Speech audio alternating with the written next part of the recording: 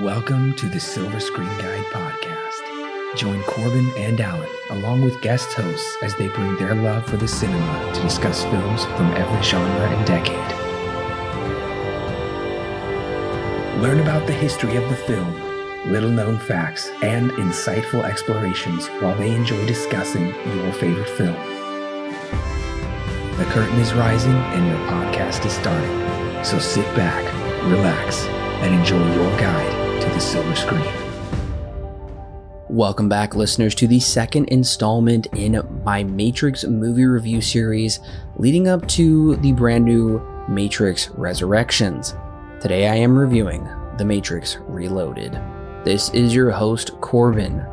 Well, as I noted in your guide to The Matrix Reloaded, which was released last week, go ahead and check that out. It's the first link in the description below. It'll tell you all you need to know about how that film came to be, why it was an unusually long production time between films. Audiences had to wait over 4 years to get the sequel. Quite a long time, a lot of advancements in technology also was the reason. Audiences were also more accustomed to their video games. You got the PlayStation 2 and, the Xbox had come out by this point. I clearly was not watching The Matrix at this point. Why, do you ask, was I not watching The Matrix films? Well, I would have been a little over 8 years old at the time, so not old enough to watch this film, nor even be interested in it. It's technically the longest in the franchise at 138 minutes. It's really about the same running time as the first film. It is rated R. It has a ton of more action. Maybe not necessarily more violence. Maybe it does if you want to include that with action. But it does have some more adult content, including a sex scene. So they really upped the ante on this one over the first film. So I came to this film, much later in life. I was an adult by that point. I had already watched the first Matrix film, and then I got the trilogy on Blu-ray around Christmas time a number of years back. And I watched all three of them in a row with my dad. We took that Christmas break. I was off of college, and that's when I watched these films, and I have not returned to Reloaded or Revolutions ever since. So this is my first time coming back to it in a number of years. But if I was old enough to see Reloaded in theaters at the time, would the trailer get me in?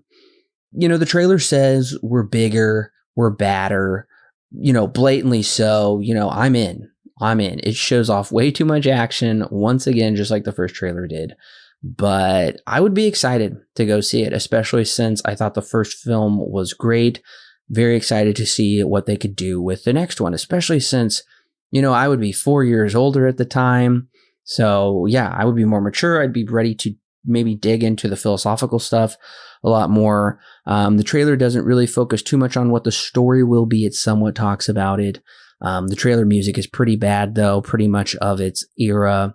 But nevertheless, I would try my best to catch this one in theaters. Maybe opening weekend, especially since they made me wait so long. I might be there, but it might be one of those things where it kind of puts me off, and I'll wait and see what the reviews are when they come out, which were pretty positive at the time. Well, listeners, if you have not seen The Matrix Reloaded, I am about to spoil it rotten. So it is streaming on HBO Max. It's available Blu-ray, digital, and 4K. So go ahead. Lots of options to check this one out. If you don't want to spoil it for you, so go ahead and click pause. Go ahead and watch the film, unless you don't care about spoilers or if you've already seen it, and then come back and click play, and we'll be ready to talk about it. All right, I gotta say, I kind of have a test.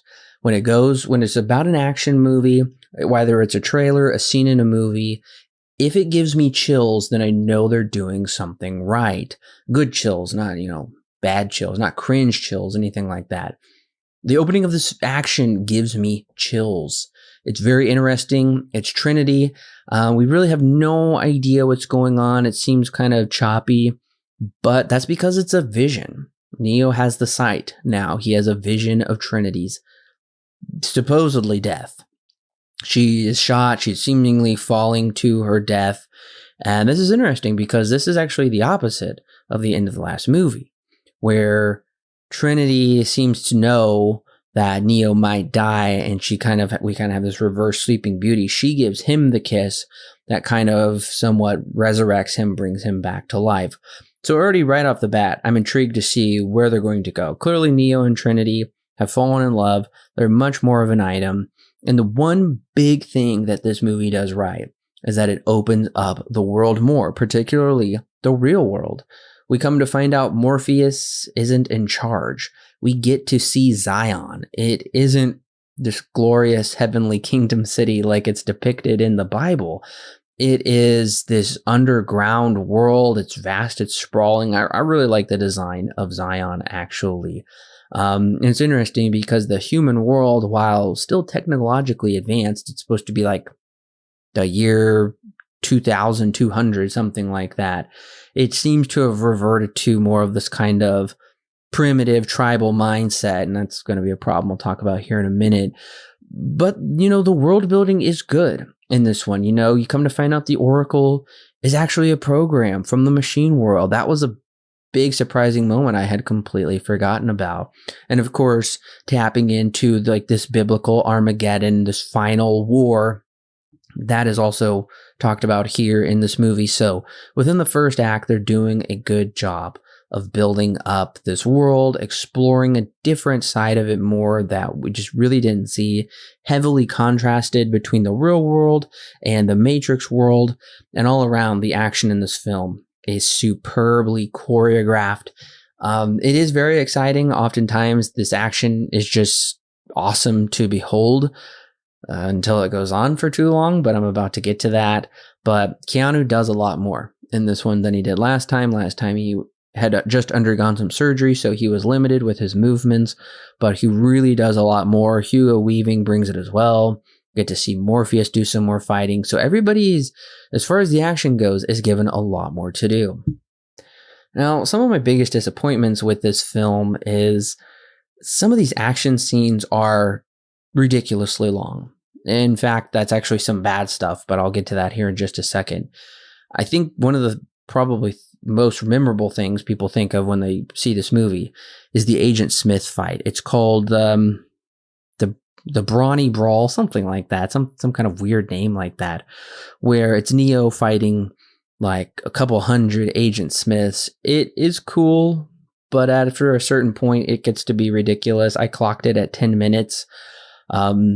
One of the questions I'm asking throughout the fight is, why doesn't Neo fly away? Since clearly he's not winning, clearly he can't stop Agent Smith, which is an interesting idea. Neo freed Smith, but they don't really do a whole lot with it.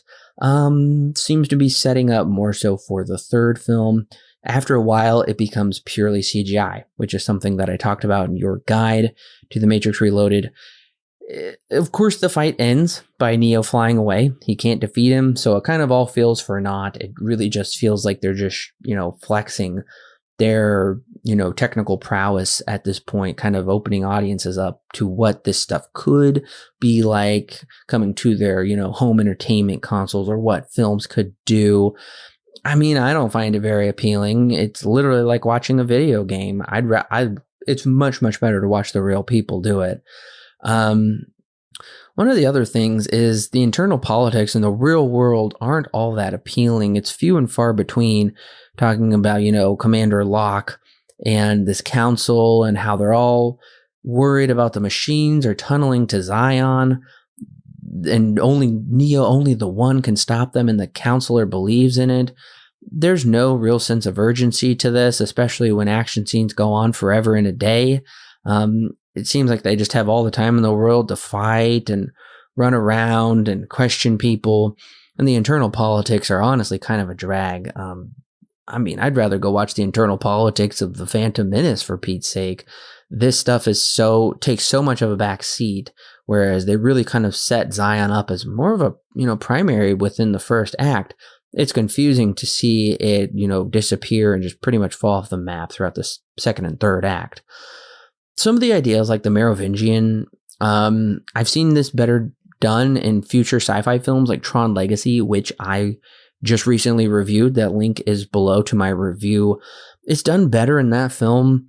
Michael Shannon's Castor / Zeus feels to me very much like the Merovingian, like a program that, knows more than its own good and is still very dangerous and can cause a lot of damage.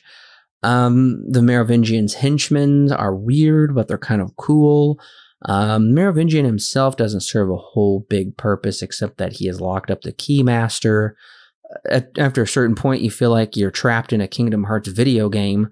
It gets so kind of convoluted, and you come to find out the Wachowskis really aren't interested in any of this stuff whatsoever. They just want to showcase their action sequences and also orgy dance numbers. I checked about 30 minutes into the movie. There is this awful orgy dance sequence where the members of Zion are just going to cut loose. It's apparently the end of the world, and they don't mind getting some STDs, apparently. It's not good. It goes on for way too long. It's intercut with Neo and Trinity having their, love-making scene. It's awkward. It's uncomfortable, especially because of how long it goes on. This movie also has plenty of philosophical diatribes. It's like one every 30 minutes. You just get to hear these people go on and on about, philosophy, especially Neo's talk with the architect. I remember my first watching of that, I couldn't track with it whatsoever. And even with this watching, I think a lot of viewers will be checked out by this point because the fight on the highway, the Merovingian fight, if that's what you want to call it, with the twins, that is crazy long. That is at least 20 minutes long, a 20-minute long sequence, if not longer. It's really, at that point, it really was testing my patience, and ultimately I had lost any interest in where this movie was going because it's too long. Now, for a first experience, I think it's exciting, but I do remember on my first watching, I was checking my watch. I was really kind of like, all right, let's get on with it. You cannot sustain an action sequence this long forever. It really doesn't work. Ultimately, that's just one of the things that this film just does so wrong, is it takes the action from the first film while cranking it up to an 11. It just goes on forever. So this film really could have used some editing. The Wachowskis, I think, had carte blanche. Warner Brothers said, you guys, created this incredible IP. You go for it. You make 2 and 3 back to back. We'll give you $300 million for the films. It shows they don't know how to properly edit this film together. I think there is a good cut of The Matrix Reloaded, but the theatrical cut we get is meandering and messy, unfortunately. The Matrix Reloaded is bigger and badder. Yes, I mean that. Badder than the original. Boasting large action set pieces, drawn out philosophical diatribes, and a needlessly excessive runtime. There's a great cut of the second installment somewhere to be found in here. Unfortunately, the Wachowskis were given carte blanche, so it's pretty obvious they were more obsessed with upping the ante than keeping their focus on telling a coherent story. I know this one was fairly well received at the time, but looking at it from a 2021 perspective, it really felt like watching a video game. So much of what's played out on screen would shortly become mainstream in the home video game console. I found myself hankering for my PS4 controller. I wanted to be an active participant. I wanted to be Neo, kicking and punching and flying around, instead of just a passive observer watching the video game version of himself twirl around as he knocks Agent Smith over like dominoes. After the second watching, it made me realize that, one watching of this film is good enough. Maybe watching 2 minutes of each action scene and skip through it if you're looking for a more streamlined version. Because come on, the internal politics of Zion aren't interesting. I never feel the urgency of the machines breaking through, and Neo's fetch quest almost loses coherency. It seems like the Wachowskis envisioned Matrix 2 and 3 as one film, similar to Back to the Future Parts 2 and 3. It remains to be seen until next week whether they create one super story. The Matrix Reloaded receives 5 stars out of 10, with a mild not recommend. Well, listeners, as you know, I do already own this one on Blu-ray. It came as a 3-piece collector set for $10. I couldn't pass that up. So, while who knows if I'll ever return to this one again. I'm not sorry that I own it. Other film recommendations that I have: 2003, we were introduced to Kate Beckinsale in Underworld, a film that clearly took some inspiration as far as costume design goes and probably some action. Underworld is much more exciting. If I would have been living back in 2003 at the adult age to go see an R-rated movie, I would have been much more interested in the progression of the Underworld film saga with the first Underworld film than with where The Matrix was going after this. I'm also going to be recommending The Last Samurai, that also came out in 2003. That's another one about a, stranger in a strange land coming to, save these last people of a kind. Somewhat of a similar-esque story. I really like that Tom Cruise movie. It's good. So 5 months and 21 days later, yeah, you heard that right, listeners. Summer blockbuster time and then Christmas time, we got The Matrix Revolutions. A crazy turnaround for a third film. Honestly, I can't think of anything where that's quite been done before, where the second film comes out in the summer and the third film comes out in the winter during that Christmas, big movie season as well. Like I said, Back to the Future Parts 2 and 3 were about 6 months apart, but they did, I believe Part 2 was 89, Part 3 was 90, I believe. You can look that up. But nevertheless, that did span into the next year, not within the same year. Weird idea. I'm always shocked whenever I remember looking at this up that 2 and 3 came out within less than half a year of each other. Well, listeners, the question after the show is The Matrix Reloaded a letdown? Clearly you know my answer. It's a yes, but I'm curious to know, what do you all think? Is it a letdown? You can send me your answers at silverscreenguide95@gmail.com and I will read them on the show. Curious to know what all of you think. Now, of course, you can also tweet, Facebook, comment on the YouTube review as well. There is a lot of different avenues. All of that is in the description below. So make sure to follow me and Alan on Letterboxd. We do have timestamps. We do have a ton of great stuff. The Patreon page is all down there for you to check out. Well, listeners, thank you for joining me on my review of The Matrix Reloaded. Make sure to subscribe to the podcast because next week I will be back to sort of cap off the trilogy, I guess you could say, except we got this new film. I'll be back to cap it off with The Matrix Revolutions.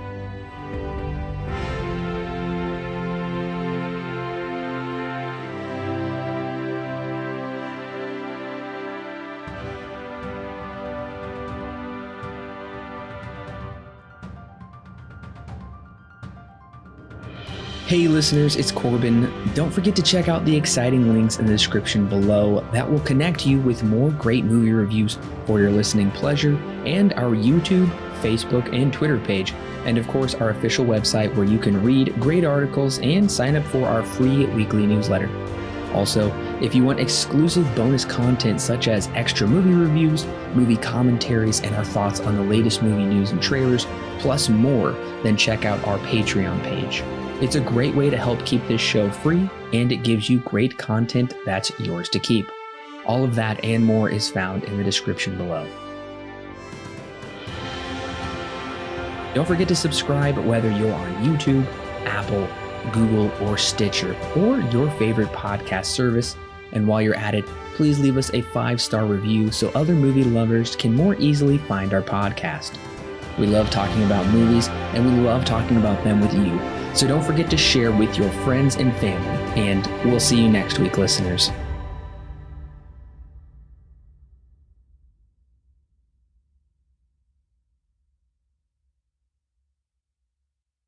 The Silver Screen Guide podcast is edited and produced by Alan and Corbin. Intro and outro music is created by Thomas Rankin.